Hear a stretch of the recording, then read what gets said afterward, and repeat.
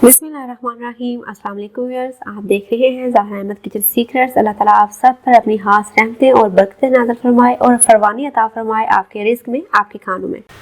आज हम बनाने जा रहे हैं बहुत ही मज़ेदार दूध वाली सेवइयाँ। ईद की स्पेशल रेसिपी, ईद में जो हर घर में बनाई जाती हैं। कैसे आपने इसको खुशबूदार बनाना है, कैसे आपने इसको मज़ेदार बनाना है, हम इसमें क्या चीज़ ऐड करेंगे वो आपको मैं आगे चल के बताऊंगी। और अगर आप हमारे चैनल पर नए हैं तो काइंडली चैनल को सब्सक्राइब कर दीजिए। अल्लाह ताला आपको इसकी जज़ा दें। तो बिस्मिल्लाहिर्रहमानिर्रहीम। सबसे पहले हमें चाहिए सेवइयाँ, ठीक है। ये वाली पास्ता नूडल्स आपने ले लेनी है, ठीक है। बारीक सेवइयाँ नहीं लेनी, ठीक है।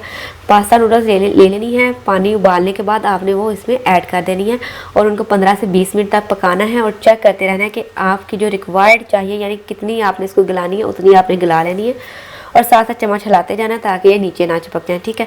ना आपने इसमें नमक ऐड करना है, ना आपने इसमें पानी ऐड करना है। तो जो एक्स्ट्रा पानी था वो मैंने ऑलमोस्ट निकाल दिया, लेकिन थोड़ा सा पानी आपने इसके अंदर ही रहने देना है। उसके बाद हम इसमें डाल लेंगे 2 गिलास दूध, ठीक है।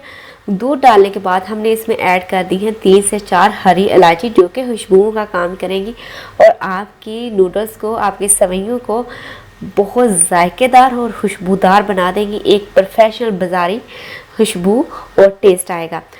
उसके बाद आपने अच्छे से दूध को आधा कर लेना है। 2 गिलास डाला है तो 1 गिलास दूध आपने अच्छे से कढ़ा लेना है। उसके बाद हम इसमें डाल लेंगे चीनी आधा कप और आधा चम्मच हम इसमें ऐड कर देंगे नमक का। उसके बाद इसको हम 2 से 3 मिनट के लिए पकने देंगे, क्योंकि चीनी जो है वो पानी छोड़ती है, तो वो पानी भी जो है वो ड्राई हो जाए।